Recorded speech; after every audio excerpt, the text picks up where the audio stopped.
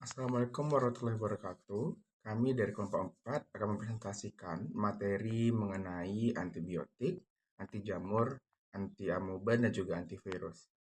Sebelumnya terima kasih kami ucapkan kepada Ibu Apotekar Mira Febrina Master of Science dan kesempatan diberikan kepada kelompok kami untuk dapat menyampaikan presentasi dan mempresentasikan mengenai materi kali ini.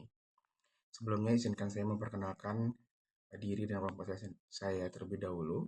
Perkenalkan, nama saya Ren Zendi selaku anggota dari kelompok 4, di mana kelompok 4 terdiri dari Adina Rahmasuci, Agustina Ikenai Baho, Dewi Anggraini, Tengku Gina Soleha, Ren Zendi atau saya sendiri, kemudian Tria Ananda dan juga Muhammad Fairuz Zakwan. Baiklah, selanjutnya untuk penjelasan mengenai materi akan dijelaskan oleh rekan saya. Baik, saya sebagai pemateri pertama akan menjelaskan tentang materi antibiotika, yang dimana definisi dari antibiotika ini sendiri adalah zat biokimia yang diproduksi oleh mikroorganisme yang dalam jumlah kecil ini dapat menghambat pertumbuhan atau bahkan membunuh pertumbuhan mikroorganisme lain. Untuk penggolongan dari antibiotika ini ada beberapa. Yang pertama itu berdasarkan struktur kimia antibiotiknya ada golongan beta-laktam, yang dimana antara lain itu terdapat golongan cefalosporin, ada golongan monosiklik, dan golongan penisilin.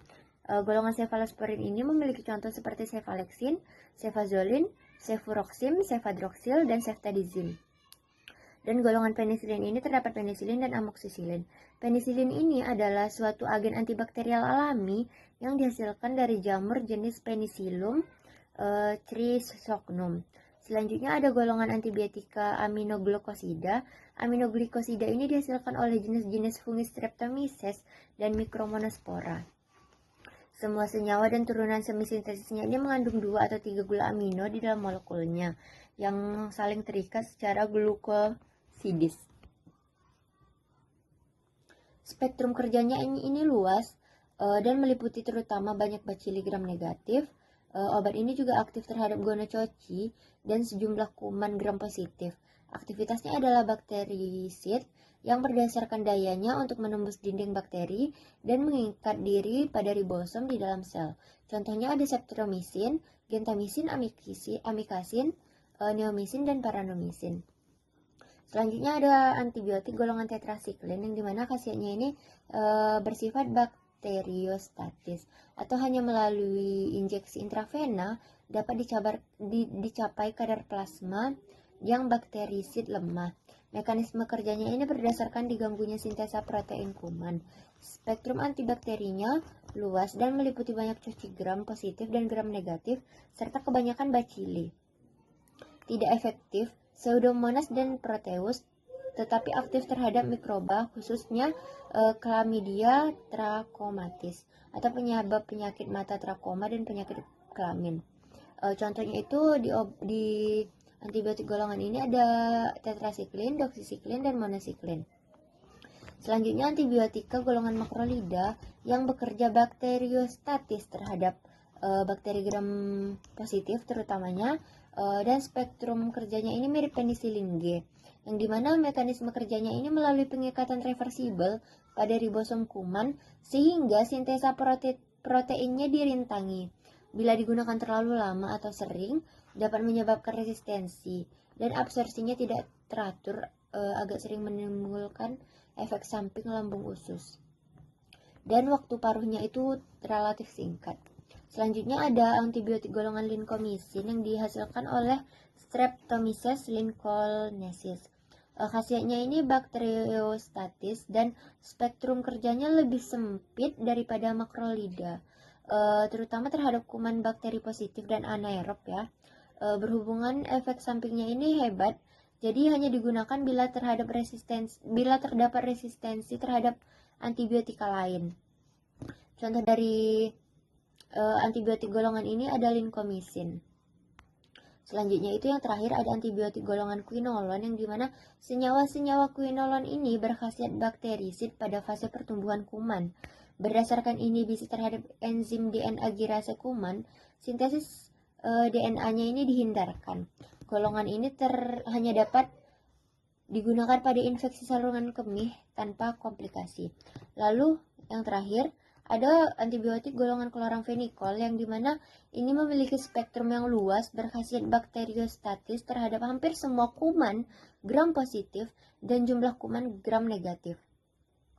Mekanisme kerjanya ini berdasarkan perintangan sintesa polipeptida kuman. Contohnya itu ada kloramfenikol. Nah, selanjutnya ada contoh obat-obatan antibiotik. Yang pertama ada penisilin, contoh obatnya adalah amoksisilin yang memiliki indikasi yaitu infeksi saluran pernapasan, otitis media, infeksi saluran kemih, dan juga infeksi kulit. Yang selanjutnya ada efek samping yaitu reaksi alergi, diare, mual, superinfeksi misalnya kandidiasis. Selanjutnya kontraindikasi itu alergi terhadap penisilin atau beta-laktam lainnya. Untuk dosis dewasa amoksisilin biasanya 500 mg tiap 8 jam atau 875 mg tiap 12 jam tergantung beratnya infeksi. Untuk contoh obatnya ada Amoxan, Uvanox, dan juga Novamax. Yang kedua ada contoh obat maklorida, contoh obatnya adalah azitromisin. Indikasinya yaitu infeksi saluran pernapasan, klamidia, dan infeksi kulit. Efek sampingnya yaitu gangguan pencernaan, diare, mual, dan juga gangguan irama jantung. Kontraindikasinya gangguan hati berat dan juga alergi terhadap makrolida. Untuk dosis dewasa azitromisin hari pertama 500 mg diikuti 250 mg per hari selama 4 hari. Dan contoh obatnya di sini ada azitoral, zitoromac, dan astirin. Yang ketiga ada tetrasiklin, contoh obatnya doxycycline. Indikasinya yaitu acne vulgaris, malaria, infeksi saluran pernapasan, dan juga infeksi saluran kemih. Efek sampingnya yaitu fotosensitivitas, gangguan GI, perubahan warna gigi terhadap anak-anak, dan juga hepatotoksisitas. Kontraindikasinya anak kurang dari 8 tahun, kehamilan, dan juga gangguan hati berat. Untuk dosis dewasa 100 mg 2 kali sehari, lalu 100 mg per hari. Contoh obatnya ada doxycycline, fibramycin, dan juga doxoral. Anti jamur. Anti jamur adalah obat yang digunakan untuk mengobati infeksi akibat jamur atau mikosis, baik yang menyerang kulit superficial, membran mukosa, maupun organ internal atau sistemik. Obat ini bekerja dengan membunuh jamur atau menghambat pertumbuhannya. Penggolongan obat, mekanisme, indikasi, dan dosis. Yang pertama itu ada polyena, yang dimana golongan ini bekerja dengan mengikat ergosterol, komponen utama membran sel jamur. Ikatan ini membentuk pori-pori pada membran yang menyebabkan kebocoran isi sel, sehingga jamur mati. Contoh obatnya adalah amphoterisin B dan nystatin, yang dimana amphoterisin B digunakan untuk mengobati infeksi jamur sistemik berat seperti candidiasis invasif atau aspergillosis, yang dimana nystatin digunakan untuk infeksi jamur superficial seperti candidiasis di rongga mulut, saluran cerna, dan kulit. Efek samping dari amphoterisin B cukup serius, seperti demam, menggigil, mual, dan terutama nefrotoksisitas atau kerusakan ginjal, yang dimana nystatin umumnya hanya menyebabkan iritasi lokal dan gangguan pencernaan ringan. Kontraindikasinya adalah hipersensitivitas terhadap obat tersebut. Dosis amphoterisin B biasanya 0,25 sampai 1 mg per kilogram per hari melalui infus, sedangkan nystatin diberikan 100.000 sampai 500.000 IU sebanyak 4 kali sehari, baik oral maupun topikal tergantung indikasi. Yang kedua itu ada azol atau imidazol dan triazol, di mana azol bekerja dengan menghambat enzim lanosterol 14A dematilase yang diperlukan dalam sintesis ergosterol, sehingga membran sel jamur menjadi tidak stabil. Contoh golongan imidazol adalah ketoconazol, micoconazol, dan clotrimazol. Contoh triazol meliputi fluconazol, itraconazol, dan vericonazol. Imidazol umumnya digunakan untuk infeksi superficial, sedangkan triazol digunakan untuk infeksi jamur sistemik. Indikasinya adalah kandidiasis mukokutan di bagian mulut dan vagina, tinea di jamur bagian kulit, serta infeksi sistemik seperti Cryptococcus atau aspergillosis. Efek samping yang umumnya meliputi mual, muntah, ruam kulit, peningkatan enzim hati, dan hepatotoksisitas. Ketoconazole juga bisa menyebabkan gangguan hormon seperti penurunan testosteron.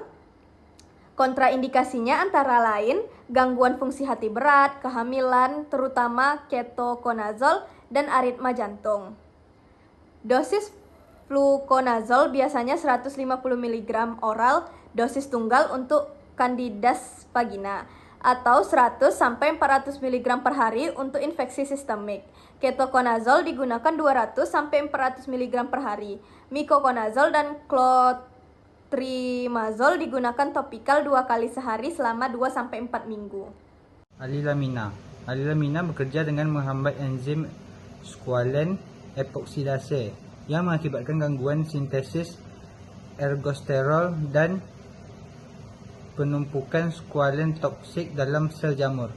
Contoh obatnya adalah terbinafin yang efektif untuk infeksi dermatofita seperti Tinea pedis, kaki atlet, Tinea corporis, kurap, dan Tinea ungulum atau jamur kuku.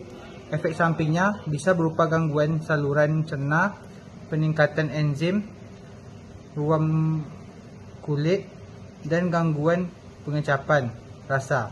Kontraindikasi meliputi gangguan hati aktif dan alergi terhadap terbinafin. Dosis oral terbinafin adalah 250 mg sekali sehari selama 2 hingga 6 minggu untuk infeksi kulit dan hingga 12 minggu untuk infeksi kuku. Obat ini juga tersedia dalam bentuk krim tropika. Yang keempat, echinocandin.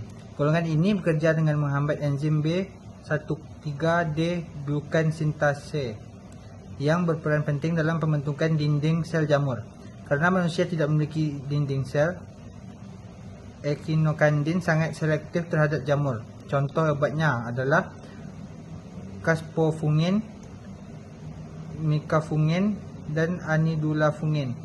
Obat ini digunakan untuk kandidiasis limfasif, aspergillosis yang refrakter terhadap terapi lain, dan infeksi jamur sistemik lainnya.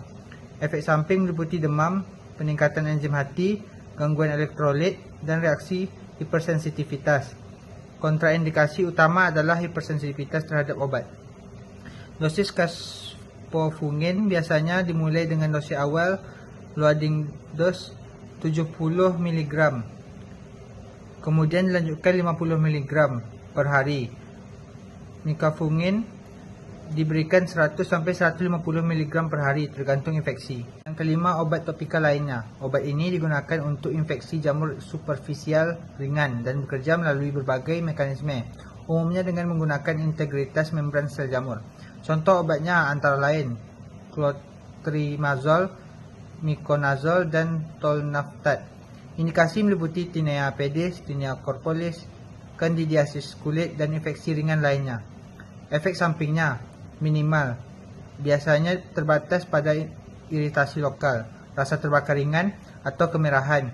Kontraindikasi adalah hipersensitivitas terhadap kandungan obat. Dosis pemakaiannya cukup dengan mengoleskan tipis-tipis 2 kali sehari pada area terinfeksi selama 2-4 minggu atau sampai sembuh.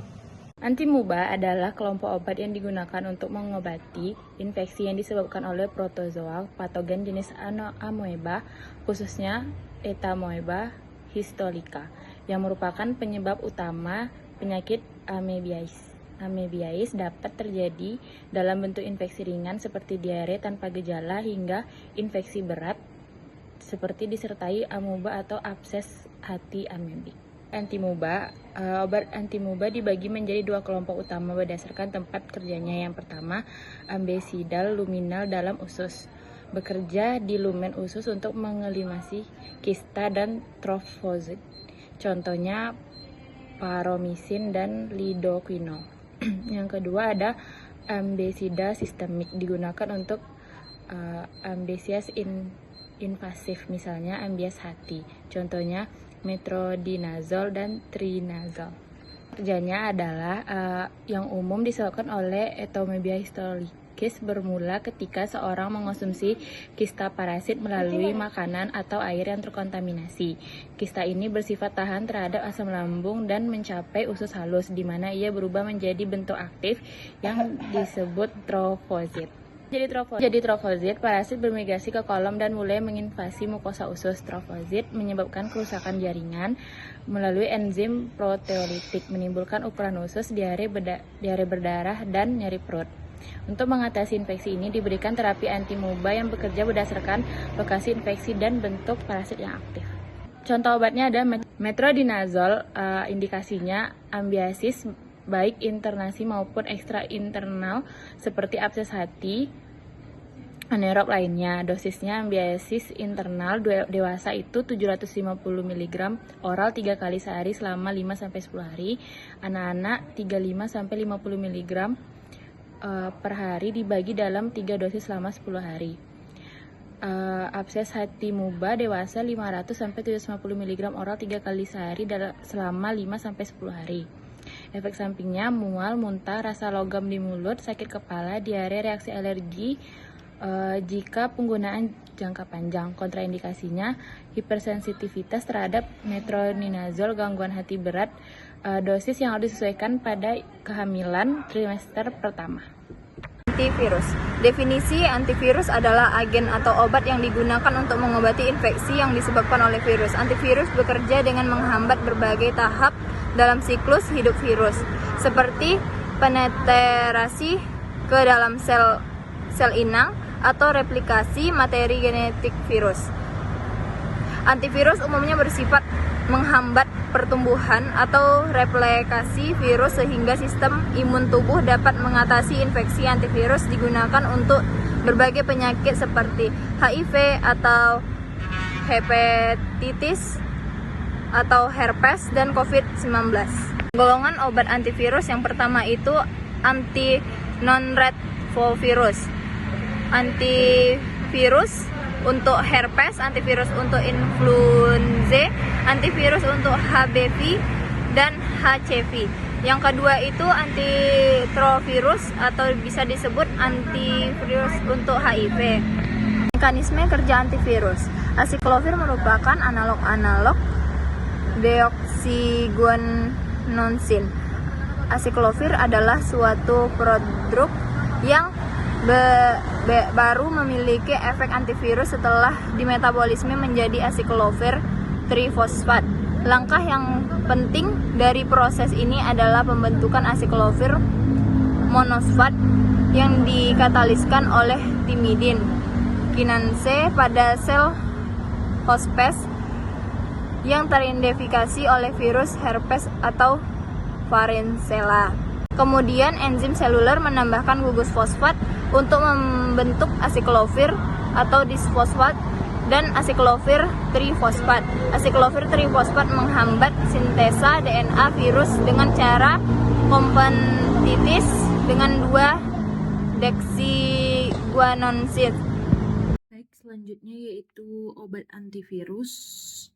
Obat antivirus antivirus digunakan untuk mengobati berbagai infeksi virus, antara lain herpes simplex HSF1 dan HSF2, luka di bibir dan alat kelamin, herpes zoster atau cacar ular, yaitu ruam nyeri di tubuh akibat aktivasi virus varicella, influenza AB, gejala flu berat dan komplikasinya. Hepatitis B, C, infeksi hati kronis yang biasa menyebabkan sirosis, HIV, AIDS, menekan replikasi virus HIV, menjaga sistem imun. Selanjutnya ada efek samping bisa berbeda tergantung jenis obat. Contohnya acyclovir, yaitu iritasi lokal, mual, gangguan fungsi ginjal, terutama 4. Fasiklovir yaitu sakit kepala, ruam, gangguan pencernaan. Oseltamivir yaitu mual, muntah, diare, pusing. Zidofudin yaitu anemia, nyeri otot, lelah. Ritonavir yaitu diare, peningkatan enzim hati, rasa pahit. Kontraindikasinya yaitu ada alergi, hipersensitivitas terhadap obat, gangguan ginjal atau hati berat terutama pada asiklovir dan ritonavir, yaitu selanjutnya ada kehamilan, beberapa antivirus bersifat teratogenik, interaksi obat misalnya ritonavir tidak boleh dikombinasikan dengan obat yang memperpanjang interval atau resiko aritmia. Selanjutnya yaitu ada dosis umumnya. Dosis diberikan sesuai jenis virus dan tingkat keparahan infeksi. Asiklovir atau herpes 200 mg 5 kali sehari 5-10 hari. Valasiklovir atau zoster 500 mg dosisnya yaitu 2-3 kali sehari selama 7-10 hari. Oseltamivir atau flu 75 mg 2 hari selama 5 hari. 2 hari sekali maksud. Zodifudin atau HIV yaitu 300 mg 2 kali sehari dalam terapi kombinasi. Selanjutnya ada lamivudin yaitu HIV atau hepatitis 150 mg 2 kali sehari. Ritonavir yaitu HIV 100-200 mg per hari sebagai booster terapi antiretroviral. Demikian presentasi dari kelompok kami mengenai definisi, contoh obat, dan juga akan menjelaskan mengenai mekanisme kerja dari obat-obat tersebut. Kami berharap materi yang kami sampaikan dapat memberikan ilmu yang baru dan juga dapat dipahami oleh teman-teman sekalian. Kami dari kelompok 4 mohon maaf apabila terdapat kesalahan dan kekurangan dalam penyampaian. Kami mohon maaf. Saya tutup dengan wassalamualaikum warahmatullahi wabarakatuh.